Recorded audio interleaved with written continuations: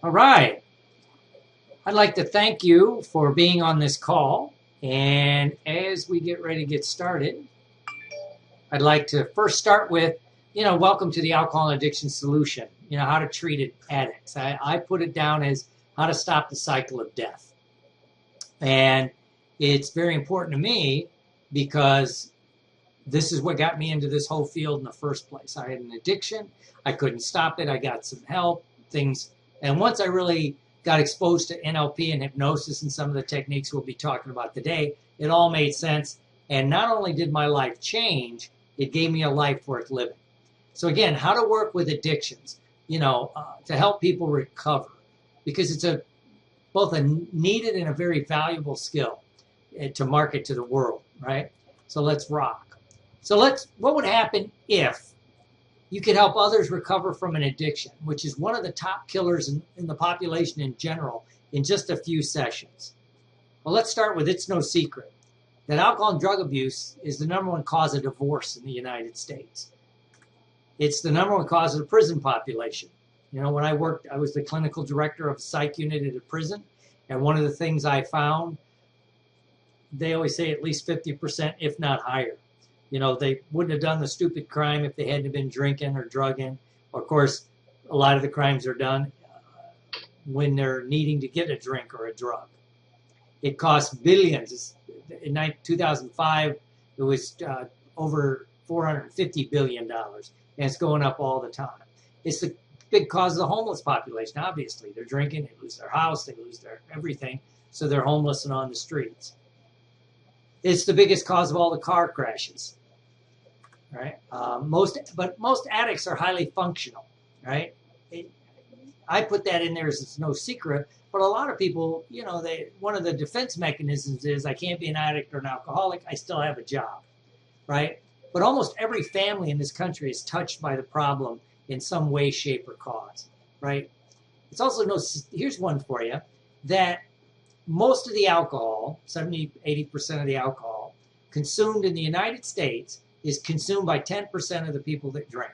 So at any given time, there's a bunch of people in the population that don't drink for whatever reason. They just don't drink. Health, vitality, whatever, some addiction, some religion, but they just don't drink. So the smaller population that drink, most of the alcohol is drank by the smaller population that drinks, right? So it brings up the major point is, if you're a marketer and you own a company, who's your better target? A guy that drinks a 6-pack every 6 months, or a guy that drinks a case of beer a day or so? Well, I think you want to sell to the guy that's drinking a lot. Another interesting one a lot of people don't realize is alcohol withdrawal kills more people than all the other drugs combined, right? But I want to put out there and bring it's no secret to a lot of us, but to some people it's like, really, there's a social stigma about not drinking. If you're out and there's a party and everybody's having a few, and you go, no, I don't drink, people go, ever? Or not at all? Or, oh, come on, you can have one. Even if you say, no, I haven't drank in a long time, oh, you can have one. So there's a social stigma about not drinking in general, and especially if you come from a family of drinkers or partiers and things like that. So here's what most people try to overcome an addiction. They try to white knuckle it, right? They use willpower. Willpower sucks, right? We'll get into why, right? They go to AA, and I love AA. I'm a pro 12-stepper. I'm still active in a 12-step program, even though I know it's not for everyone, but a lot of times it's because of misconceptions about what AA really is. They go to therapy, which, has about the same track record as AA. They switch drugs, right? People that drink too much might try, as they always make, we say in one program, marijuana maintenance, right? Or they try to downplay the drugs.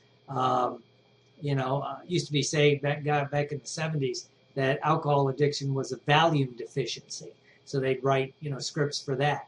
But people switch drugs, right? Now, here's why a lot of this stuff doesn't work. Number one, addiction is a brain-based issue, right? It's not a matter of willpower or anything. It's a lot of it is a brain-based issue. And it's mixed in with subconscious learning and behavior. There's a lot of social pressure, first to to stop drinking. But then when you stop drinking, there's social pressure to go back to drinking. You know, oh, you've done so good, you can have a beer, right? Same kind of, and family pressure, especially, you know, if you come from a family of people that drink, whoa, they're going to pressure you.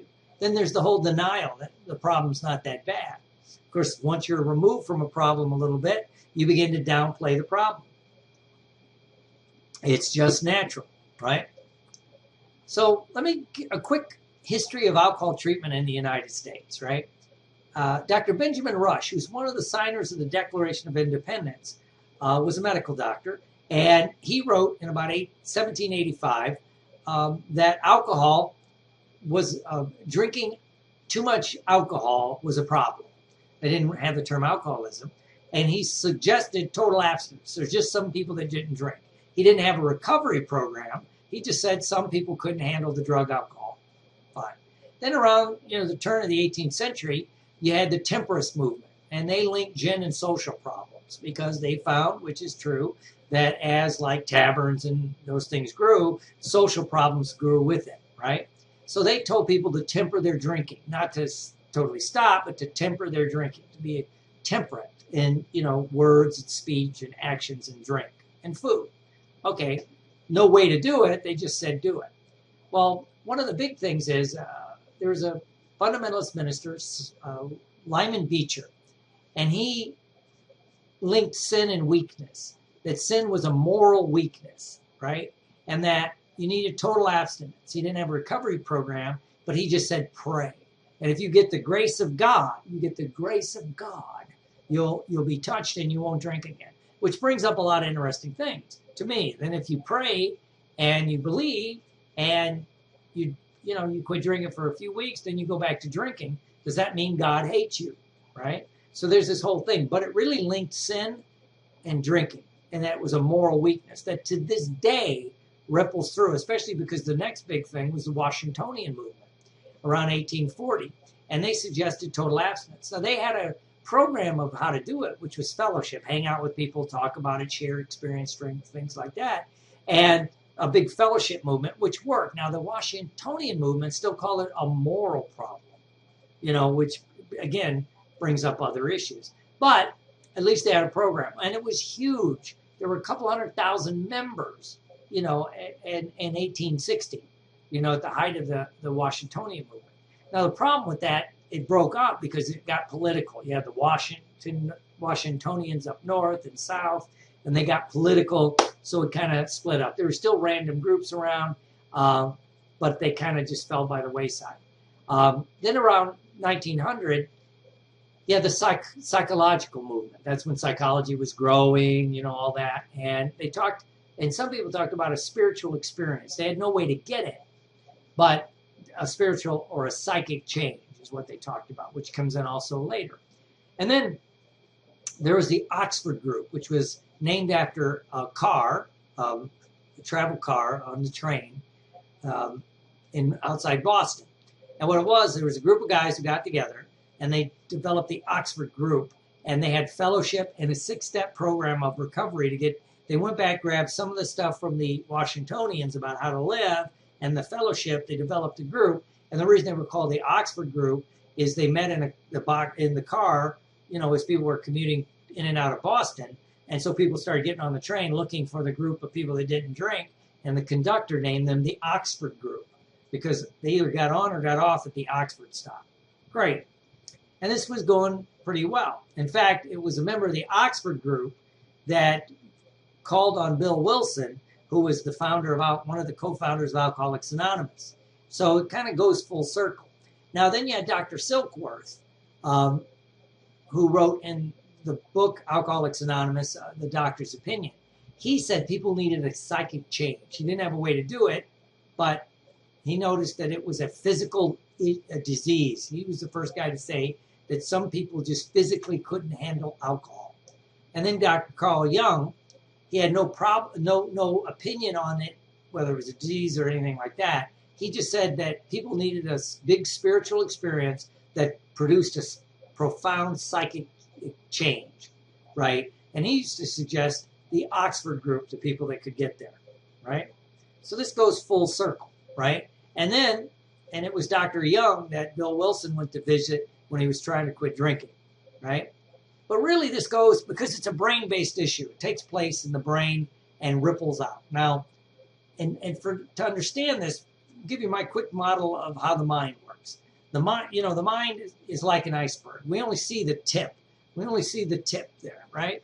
And so it's only 10%. Now, that's actually a myth, as we know. You use all of your mind, but most of it you're not aware of. You're more aware of the 10% conscious mind. You know, it's the hidden depths that control it. The subconscious mind, the good stuff, right? This stuff down here. The conscious mind is analytical, rational, logical. It's where your short-term memory is. It's where your willpower is. Now, willpower doesn't work because when certain states, physical states happen, it removes whatever willpower you do have. When you're too hungry, your blood sugar drops, your dopamine goes up, your insulin gets messed up, you're on edge, you need to eat, you'll revert back to old behaviors to try to make you feel better. When you're angry or fearful, again, dopamine goes up, also some other hormones in that case, and you're on edge, you do something to get your brain to calm down, right? When you're lonely or depressed, there's the opposite. Too much of the serotonin, so you're lethargic. You try to pick yourself up with something. Same with tired, right? Now, the 12-step program has preached about this for 75 years. Don't get too hungry, angry, lonely, or tired. HALT, practice HALT, they call it. They didn't know why. Now they know it's based in neurochemicals in your brain. When you're in one of those states, you physically have no willpower, right? But the subconscious mind is the good stuff. It's underneath. It's where your habits, your beliefs, your values, your emotions are, right? Now, what begins to happen is you have the critical factor of the mind. And I would say those are your belief mechanisms, right? Your defense belief mechanisms. So if you get an idea that's contrary to a belief, your emotions, however, become the critical factor, and you'll get angry. I don't even want to talk about that. Let's not even talk about that. I don't have a drinking problem, right? Because it's challenging your belief. Interesting, right? So you need to get down here to the subconscious part of your mind so you can really make a change. Now, I've been doing this for over 30 years now and written a couple things. The last one, and I'm going to redo some of this book, The Alcohol Addiction Solution, which I call neural restructuring techniques, changing how and why you think about what you're doing, right? And, what happens to sabotage recovery. And in the NLP world, we talk about logical levels, that we operate on all these different levels, with the highest level, which isn't identified, which is esoteric, which is the spiritual level. But you're operating on all these different levels, and they interact, right? Like your environment, right? If you change your environment, sometimes your behavior will change because the behavior doesn't fit in that environment. The behavior doesn't fit in that environment. And, excuse me. So what's interesting about that is, AA talks about changing your playmates and your playpens, the 12-step program, and that's been adapted by cognitive behavioral therapists, right? Change your environment because that will change your behavior, right? They interbehavior. Sometimes you change your behavior, you don't fit in the environment anymore. So if you just do that, there's shifts. In my weight loss clinic, when I'm my hypnosis weight loss clinic, I tell people, get all the junk food out of your house, the cookies, the cakes, the candies, the ice cream. You don't need them.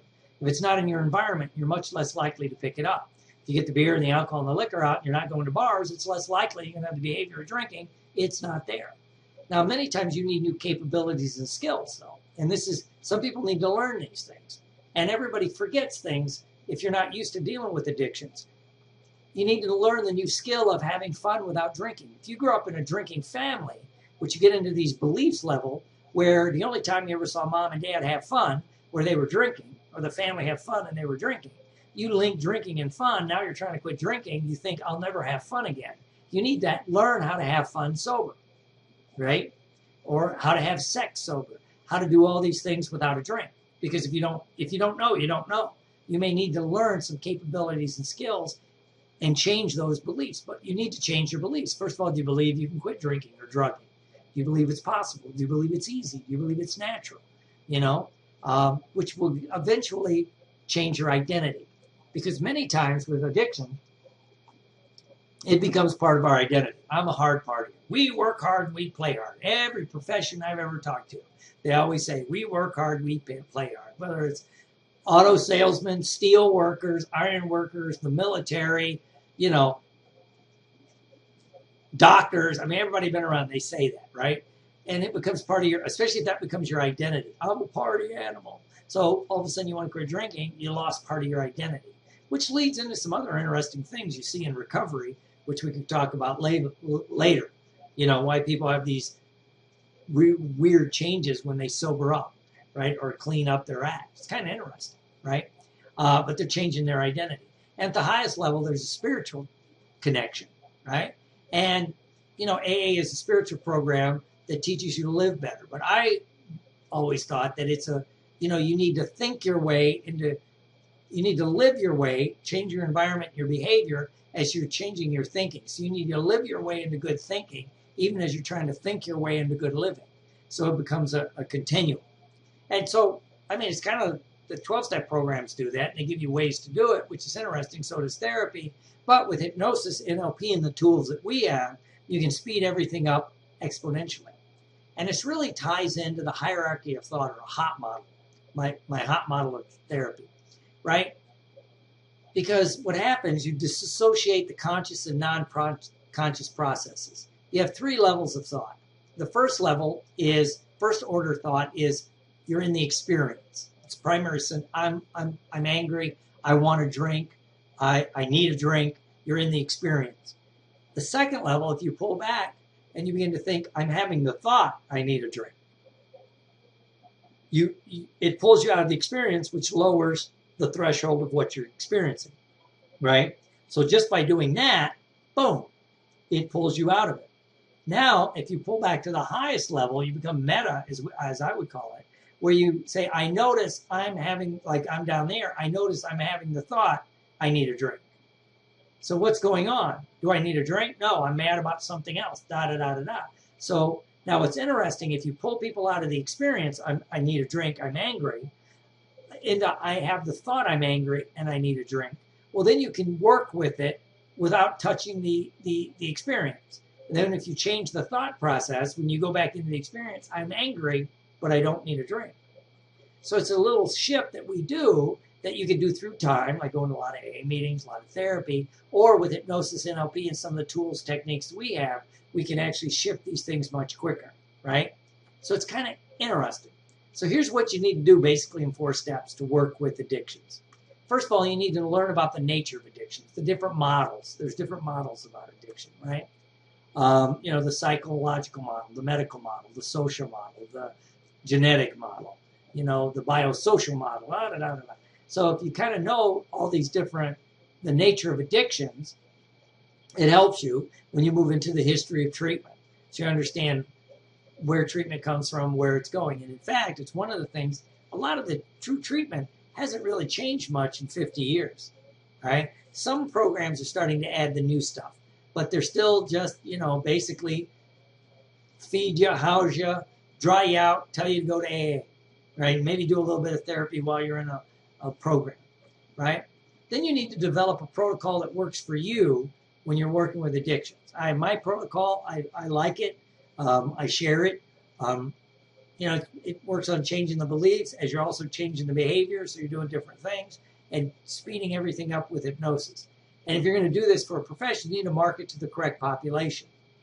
One of the problems with working with addictions is a lot of times by the time someone will admit they need help, they may not have any resources, So that's one of the issues. But there's a whole population that needs the help. People get a DUI. What about the whole explosion of pain pills in this country, which is leading to the explosion of heroin, right? The heroin epidemic, it's being called again. Why? Well, it's harder to get pain pills. So people can go to get heroin. It's cheaper. It works better. And it's probably easier to get, right? Because it's getting so hard to get pain pills. And they're so expensive. I mean, I just read that in Florida and parts of Florida here, some of the, pain pills, Percocet, Percodan, the really good pain pills, the strong ones, they're going up, between, $30 and $50 a pill, right?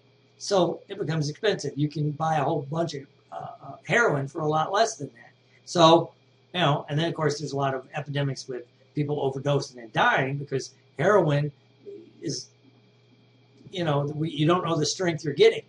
But anyway, there's a whole population out there that needs help, right? Or people that just kind of, their wife has said, or their husband, spouse, significant other has said, that's it, one more time, you're out. Now they're ready for help. Of course, like I said, or a person gets a DUI. There's all these people that need help.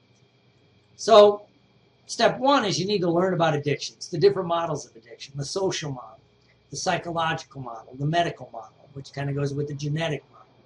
Then you really need to learn the brain-based research, where all this cool stuff's coming from and where it's going. You need to learn about the social stigma, both about drinking, but just as importantly about what happens when someone quits drinking, right? Because that's when people relapse. Second step, you need to understand the history of treatment so you can kind of know where things are. And really, the most important thing would be to really understand the nature of what a 12-step program is supposed to be, as opposed to what it's kind of morphed into in some areas. It was meant to be a bridge back into normal living. It was never intended to be a whole lifestyle in and of itself. Now it's turned into that, and that's great, but it may not be for everybody, right? So if you're educated in it and you're educating a client in it, it's easier to work with. And that's what AA is all about, the 12-step programs. And then there's the psych model of treatment. Attacking is a psychological issue. The medical model, which is mainly medical management. And they're always looking for a magic bullet, but so far they haven't found it. The social model, that it's more of a social issue. But I think it's a combination of all of these, and the genetic model. And then also the spiritual model, right? So step 3 is look at the various models of recovery and develop a protocol that works for you, that fits your belief system, that once you begin to work with people, you experience some success. Because a lot of this is about intent. If you have good intent, it seems like the protocol can be secondary to your intent to help the person change, right? So, and then you need a step-by-step methodology, so when you're helping somebody, you know where they're at, so you can guide them through it, whatever it happens to be. You need to know a little bit about family interventions, because you might end up doing them whether you want to or not, right? And where to get social support for your clients, right? Where they are. And what I mean by that is become familiar with the 12-step programs in your area and where some of the meetings are. And a cursory knowledge of the meetings. Like are there biker meetings? Where are they at? Where are the gay meetings? Women's only group, men's only group. Not gay, but men's group, women's groups. There's different meetings, right? Older meetings, younger meetings. That's all you really need to know. Because if you obviously get a 40-year-old, hardcore biker, and he wants to quit drinking, and you're working with him, and you send him to an AA meeting that's all, 75-year-old retirees, there's support and there's help, but there's not the connection that if he walks in that, oh, there's a lot of bikers here. Okay, I feel comfortable, right? Until they get comfortable with the process. Step 4 is learning how to market this program. Who are you going to market it to? How are you going to market it? And when? And then some of the places, courts, they're always looking for more referral sources. DUI schools sometimes want to add a curriculum you can come in and teach. I used to do that for free because, A, I like doing it, but I'd always get a few clients out of it, because I could mention, hypnosis is empirically proven to help withdrawal syndrome. Oh, that might get somebody in there, right? Probation departments, they may be open to it. Some are, some aren't. They're basically try anything that works. The psychological and the medical community are actually good referrals for addiction, because a lot of the psychologists don't like working with alcoholics and addicts. They'll want to work with them after they get dried out. So the way I would model, and the way I used to market to them was, especially psychologists, look, I won't do the psychotherapy on them. You got a client, I can help them get stable and dry out. and go to, get them on recovery. And usually psychologists want to go to AA meetings, get them doing that, and then I'll send them back to you for whatever, usually it was family counseling, right? So I would do the addiction work, send them back to this person for the counseling. And medical people are always looking for that. Lately, they're really looking for people that can help people with the pill addictions, because it's rampant. And more doctors can't even write pain pills, prescriptions, because there's there's so much pressure, right? You can get articles in local publications pretty easily about addictions. All you have to do is, it sounds cold, time it when there's a tragedy, right? We just had a few weeks ago, or a few weeks now, Robin Williams commit suicide, and they stressed his recovery. Or was he in recovery? Did he relapse? Well, I got a couple calls about it, from newspapers. Did I read it? Yes. Could it have been a mitigating factor to a suicide? Yeah. Yeah. Or going back in the spring when Philip Seymour Hoffman OD'd, and I was on several radio shows, and they were asking, my opinion. And of course, the first thing I said, isn't it interesting that every day in New York City, 4 people OD from heroin, nothing said. One rich, very talented white guy overdoses, and now it's a trauma that suddenly they're ready to do some stuff. But let's not digress into social issues. But I got on these radios because people were asking about it, and I was talking about what I would do and what I do with it. Because hypnosis works for addiction. There's a lot of research that backs this up, right? So, some of the current models of hypnosis, and the key features are absorption. You become totally absorbed in what you're doing, to the extent that your outside influences drift away. You're absorbed in what you're doing, right? So hypnosis works because you're absorbed in what you're doing. The outside stuff, the things going on, you just filter out. You disassociate. You have a sensation of perceptual and cognitive disassociation, right? So you disassociate, which is kind of cool, right? And when this happens, you become, and then there's the suggestibility model. Now, all of these kind of refer back and forth. When you're absorbed, you disassociate. When you disassociate, you're more susceptible. You have more susceptibility to verbal commands and implied and direct suggestions. So why these traits? What else produces these phenomena? Well, hypnosis produces it. So does going to an AA meeting.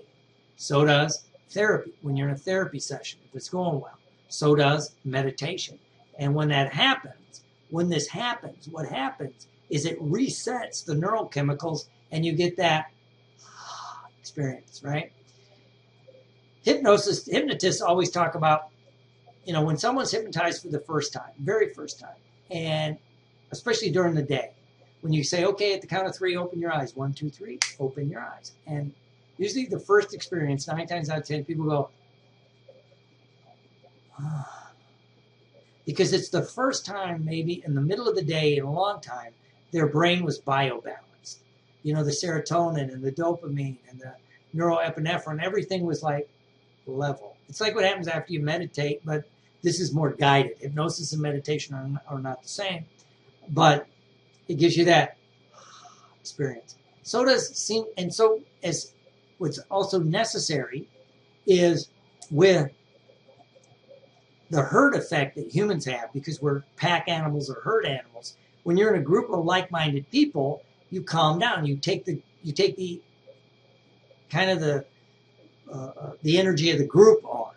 Well, that's why they tell people in the 12-step program to get to a meeting, because generally meetings are like, there's laughter. There's people that's never been to an AA meeting are shocked. There's laughter. There's joking. People are kidding around. People are calm. So people be all stressed. They walk into an AA meeting and they come out going, which is kind of weird, because they might have just sat there and drank 3 cups of coffee while they're in the meeting.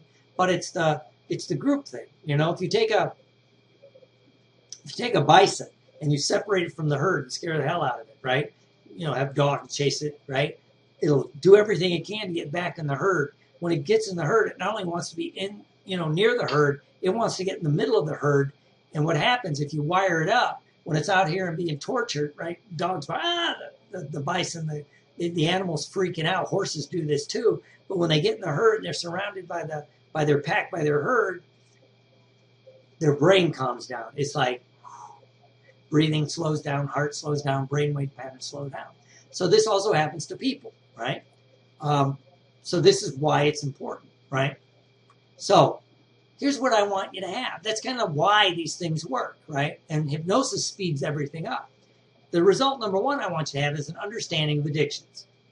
Understand treatment, the history of treatment, what's going on, where it comes from, what it's meant to be, what it's not.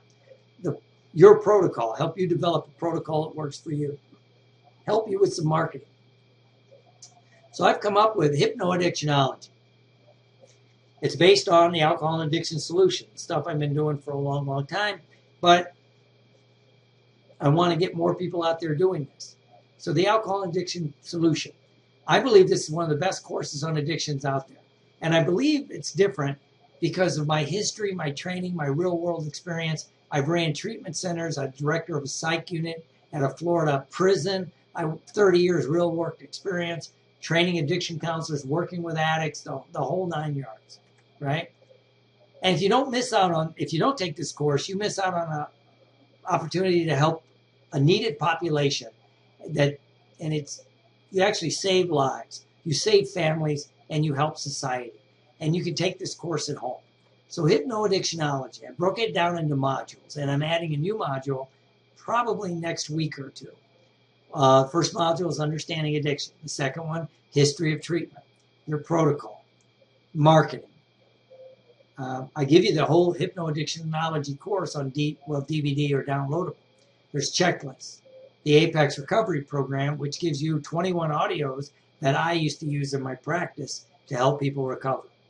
That's a couple of DVDs and 21 audios. Lifetime access. So if you added all that up, today's value would be $1,859. I used to charge $397, but it saved my life, so I have to give back. I was going to charge $197. But I have to give more. This literally saved my life and gave me a life worth living. I always say that the 12-step program and incorporating it with these hypnosis and NLP techniques gave me a life worth living. So now I'm selling it for just $47, right? And that way I can keep getting more information up there, adding to it and doing things. So it's $47. $2,000 worth of value for $47. So go here now. The alcohol and addiction solution.com. www.alcoholandaddictionsolution.com. So without this program, you get missed opportunities. You have lost income. It's a big population needs serving and growing, especially with the pill explosion and the heroin explosion. No impact on society. People continue to suffer. Families suffer. Children suffer. Right? With this program, you're comfortable with working with addictions. A lot of people don't work with addictions because they're not comfortable with it. At least now you'll be comfortable with it. And a great one too, you'll begin to notice it more even if you're not dealing with addictions per se. Right? You're doing weight loss. Well, you might find that third or fourth session of weight loss with your client, if it's a hypnosis for weight loss, guess what? They might have a drinking or drug problem, and you can help them. It's a new audience to take your work to. You get better outreach. You get a positive feeling of helping others, positive impact on society, a better connection, and a personal coach to work you through the process. I like helping people learn this so they can take it out there to the real world. So what to do? Go to alcoholandaddictionsolution.com. Secure your spot right now. Send your $47 to Dr. Will Horton. Log into the membership site in the next few minutes. If there's a glitch, I'll get you in quickly. So go ahead and do it right now. www.alcoholandaddictionsolution.com. So again, this is one of the passions in my life. I would like to thank you for allowing me to help you, and I hope you decide to join us as we continue on the road to happy destiny. Thank you, and have a great day.